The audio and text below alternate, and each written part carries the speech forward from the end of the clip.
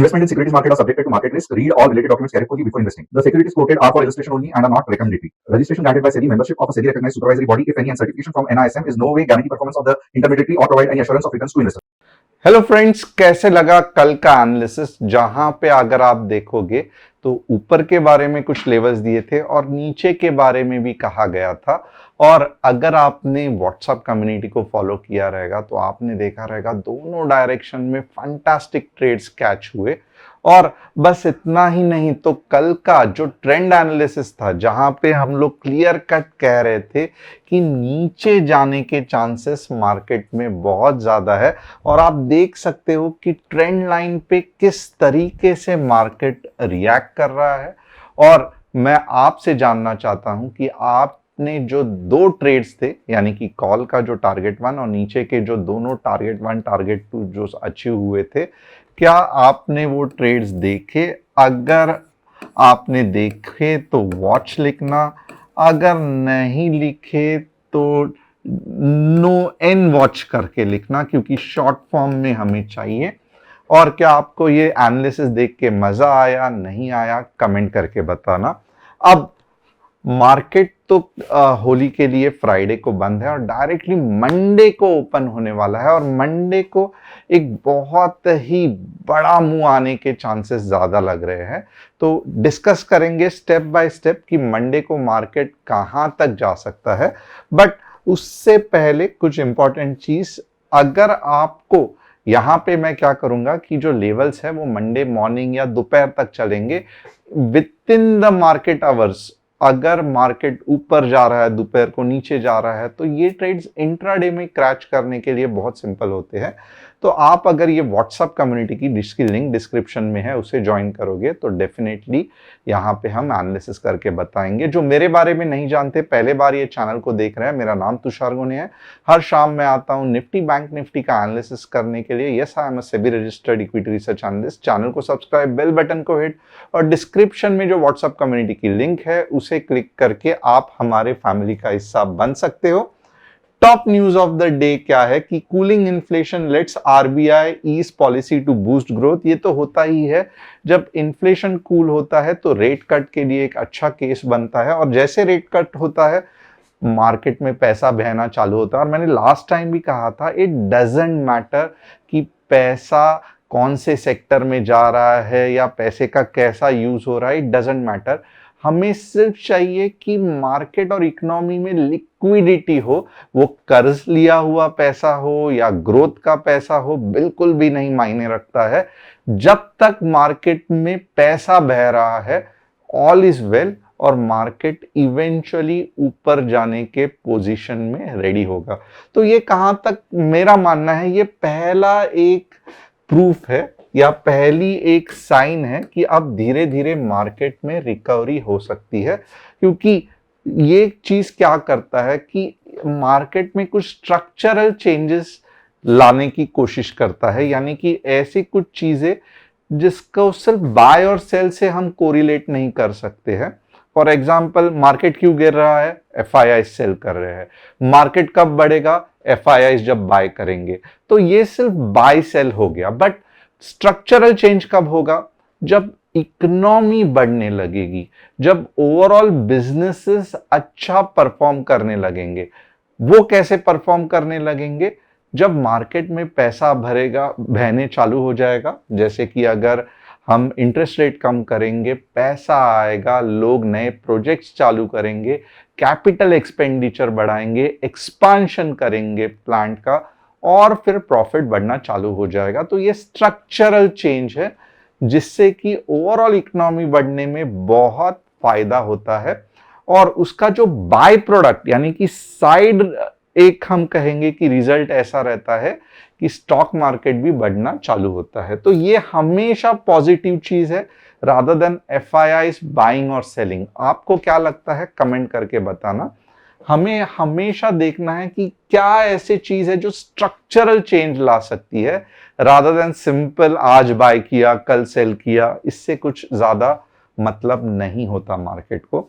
ये short term trends होते हैं। With inflation below 4%, MPC likely to cut policy rates next month. Wow! Next month से ही market में कुछ स्ट्रक्चरल चेंज दिखाई दे सकते हैं।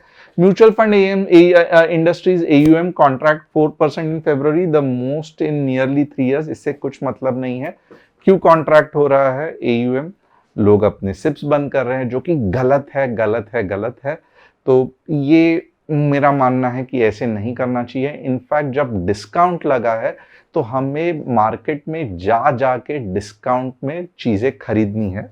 बट स्टॉक मार्केट ऐसी चीज है जहां पे डिस्काउंट लगता है तो लोग बाजार से बाहर भागने लगते हैं। ये माइंडसेट का प्रॉब्लम है। हमारा एक ही कस्टमर सपोर्ट नंबर है, ये व्हाट्सएप से रिलेटेड है। तो आप व्हाट्सएप मैसेज कर सकते हो और हमारी टीम आपको कॉल करेगी। ये नंबर है। हम कोई भी पोर्टफोलियो हैंडलिंग, प्रॉफिट शेयरिंग नहीं करते हैं, क्योंकि हम PMS कंपनी नहीं है। हम सिर्फ और सिर्फ आपको स्टॉक मार्केट सिखाते हैं। तो ये हमारा नंबर है। और अगर आप चाहते हैं आपके कोई स्टॉक्स का एनालिसिस मैं करूं, तो आप कमेंट सेक्शन में डाल सकते हो। जैसे आज मैं विप्रो, IRFC और इंडसइंड, क्योंकि ये न्यूज ड्रिवन है, 3% का कुछ गफला मिला है रेवेन्यू में या ओवरऑल मार्केट कैपिटलाइजेशन में, जिसके कारण सडनली वैल्यू 1500 करोड़ से कम हो गई है और ये स्टॉक नीचे गिर रहा है। तो अब चलते हैं, सबसे इंपॉर्टेंट मंडे को क्या हो सकता है।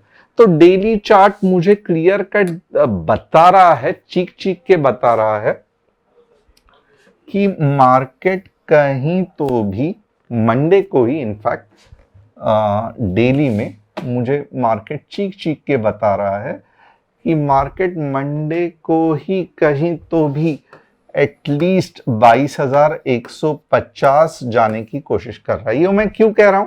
क्योंकि बट ऑब्वियसली आप देखोगे तो ये अब ऊपर की जाने की इसकी पूरी हवा निकल गई है, यानी कि ये पैटर्न से मार्केट ऊपर नहीं जा सकता। अब ये सपोर्ट की तलाश करेगा, पावरफुल सपोर्ट की तलाश, जो उसको यहां पे मिल सकता है मोस्टली, जो कि 22,000 के नीचे है। अगर मार्केट में स्ट्रक्चर अच्छा चेंज आए या रेट कट हुआ तो डेफिनेटली मार्केट इसको पॉजिटिव लेगा। बट इसके अलावा मुझे नहीं लगता। और आप देखोगे ट्रेंड लाइन का रीटेस्टिंग भी हो रहा है। और जो सेकंड पावरफुल सपोर्ट है, अगर आप मेरी माने, तो वो है कि लगभग 21,300 के आसपास। It is a super powerful support. तो अगर रेट कट्स अप्रैल में होंगे तो 21,300 तक मार्केट मार्च में ही जा सकता है। बट ये 2 पॉइंट्स है, मींस ये इतना ज्यादा पावरफुल पॉइंट नहीं है। But 21,300 definitely super power support है। और हमारा नंबर क्या है कि हम मानते हैं कि चलो 21,300 नहीं, बट 20,900 के नीचे मार्जिन रख के मार्केट ये नंबर के नीचे जाने के चांसेस बहुत ज्यादा कम है। अब डेली का एनालिसिस तो हो गया। अब हम क्या करेंगे, स्ट्रेट अवे 15 मिनट्स का एनालिसिस करके मैं आपको लेवल्स बताऊंगा। तो लेवल्स क्या है? तो लेवल्स बहुत ज्यादा सिंपल है। 22,375 15 मिनट्स रेड कैंडल क्लोजिंग, 22,300 का टारगेट 1 और 22,200 टारगेट 2। तो फिलहाल के लिए इतना ही। 22,375 15 मिनट्स रेड कैंडल क्लोजिंग, 22,200। जो फाइनल टारगेट जो मुझे दिखाई दे रहा है, यानी कि अगर बहुत ज्यादा पावरफुल नीचे की मूव आई तो फाइनल टारगेट 21,900, जो कि ऑलमोस्ट अगर आप देखोगे तो 300 पॉइंट्स है, 150 एट द मनी के ऑप्शन के लिए। तो ये रहा नीचे का। ऊपर के लेवल्स तो जो मुझे दिख रहे हैं मैं उसके बारे में बात करूंगा। ऊपर के लेवल्स वापस वही है, 22,520। थोड़ा सा बड़ा है ये level, but still I will try कि मुझे पता है आप बहुत एफर्ट्स। एक मिनट, मैं आपको थोड़ा सा और रिस्की ट्रेड बताता हूं। 22,430 15 minutes green candle closing will take you to 22,510 और थोड़ा सा रिस्की है बट 22,600। तो नीचे का target 22,375 15 minutes red candle closing, और आप देख सकते हो जिस तरीके से पैटर्न बना है, मार्केट नीचे के तरफ 65 to 70% डाउन का चांसेस है और 25 to 30%। जो ये एनालिसिस में सबसे ज्यादा रिक्वेस्ट इसकी आती है कि आप बताइए आपकी गट फीलिंग क्या है कि मार्केट नीचे जाएगा या ऊपर जाएगा।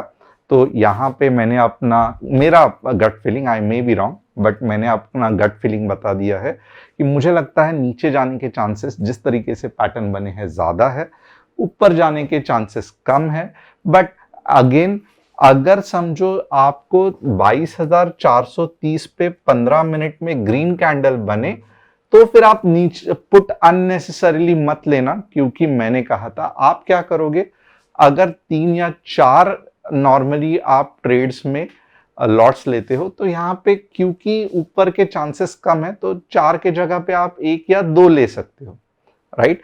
तो ये लॉजिक को इस तरीके से यूज करना है, क्योंकि बहुत कम चांसेस दिख रहा है ये पैटर्न में कि मार्केट ऊपर जा सकता है। एंड ऑफ कोर्स कोई भी यहाँ पे 100% राइट नहीं हो सकता, इनफैक्ट पॉसिबल भी नहीं है। स्टॉक मींस जो स्टॉक मार्केट का मेन कंसेप्ट है बहुत बहुत सिंपल है, जहां पे 90% लोग गड़बड़ कर देते हैं। स्टॉक मार्केट में प्रॉफिट आपका लॉस से ज्यादा होना चाहिए।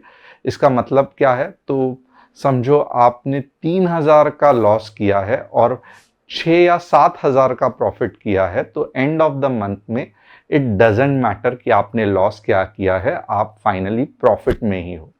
तो ये एक पहले चीज है। अब सेकेंड इंपॉर्टेंट चीज क्या है कि आपके लॉस जो है वो छोटे छोटे होने चाहिए।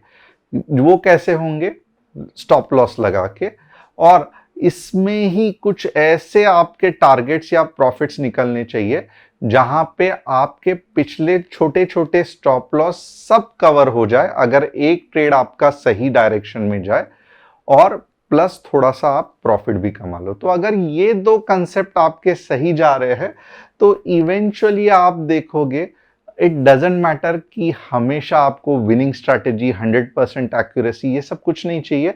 आपको कॉन्फिडेंस फिर क्या होगा कि यस मुझे ये खेलते रहना है गेम, या मुझे ट्रेड करते रहना है, क्योंकि मेरा सिस्टम इस तरीके से डिजाइन किया है कि भले मेरी एक्यूरेसी 100% नहीं है, बट जब भी मैं ट्रेड करता हूं तब समझो 2 स्टॉप लॉस हिट हुए, मैंने स्टॉप लॉस को ठीक तरीके से फॉलो किया तो मुझे हजार रुपए के 2 स्टॉप लॉस हिट होके 2,000 का लॉस हुआ। बट जब भी मेरा ट्रेड हिट हो जाएगा तब मुझे 3,000 या 4,000 का प्रॉफिट हो जाएगा और मेरा पिछला लॉस भर के निकलेगा और मुझे प्रॉफिट होगा। और कुछ सिचुएशंस ऐसे भी होंगे जब मेरा लक मुझे साथ देगा और 2 या 3 कंटिन्यूअसली मेरे टारगेट्स हिट होंगे, तब जाके मैं बहुत अच्छा पैसा कमाऊंगा।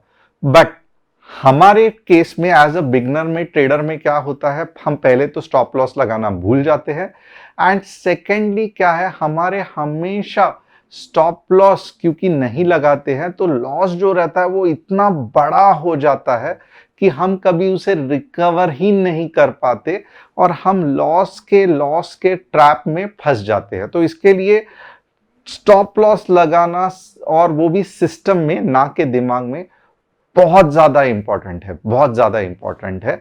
और मैं कहूंगा कि आपने प्रॉफिट नहीं कमाया, इट डजेंट मैटर, बट अगर आपका लॉस हमेशा स्टॉप लॉस सिस्टम में लगा के हिट हो रहा है तो कुछ ऐसे दिन आएंगे 1 महीने या 2 महीने के बाद चलो, जहां पे आपके स्टॉप लॉस हिट होंगे बट आपका प्रॉफिट जो रहेगा वो बहुत बड़ा रहेगा। अब ये तो हो गया। अब मैं आपको बैंक निफ्टी के बारे में बताता हूं। बैंक निफ्टी भी बहुत ज्यादा सिंपल है। बैंक निफ्टी में क्या करना है,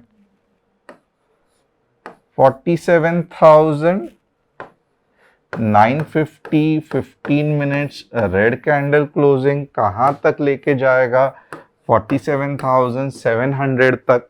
और यहाँ पे अगर आप देखोगे ना तो यहाँ पे मुझे दिख नहीं रहा है कि ऊपर जा सकता है, बट स्टिल मैं थोड़ा सा रिस्की ट्रेड बता देता हूँ। 48,200 ग्रीन 15 मिनट्स में कहाँ तक लेके जाएगा, सॉरी 48,150 ग्रीन 15 मिनट्स में कहां तक लेके जाएगा, 48,250 और फाइनल जो टारगेट रहेगा 48,300। अब ये तो हो गया, हम अब देखेंगे विप्रो का एनालिसिस। विप्रो इनफैक्ट बिजनेस अच्छा है, सिर्फ ओवरऑल डाउनटर्न के वजह से ये हो रहा है। तो 220 अगेन, जैसे लास्ट टाइम भी मैंने कहा था, 220 से वापस आप रिवर्सल एक्सपेक्ट कर सकते हो। IRFC मेरे हिसाब से जो लोएस्ट IRFC जा सकता है वो है 90 के आसपास, बट इसको एक पॉइंट पे ऊपर आना ही पड़ेगा क्योंकि ओवरऑल बहुत अच्छी कंपनी है। तो ऑलमोस्ट पेन खत्म हो रहा है और इंडसइंड बैंक कुछ नहीं कर सकते क्योंकि ये इवेंट बेस्ड है। तो ये और कितना जाएगा, तो मुझे लगता है कि ये और 400 तक भी जा सकता है क्योंकि बहुत बुरी न्यूज़ ये बैंक में चल रही है। तो होप आपको एनालिसिस पसंद आया रहेगा। चैनल को सब्सक्राइब, बेल बटन को हिट और डिस्क्रिप्शन में व्हाट्सएप कम्युनिटी की लिंक क्लिक करके आप हमारे फैमिली का हिस्सा बन सकते हो। Thanks a lot, see you tomorrow.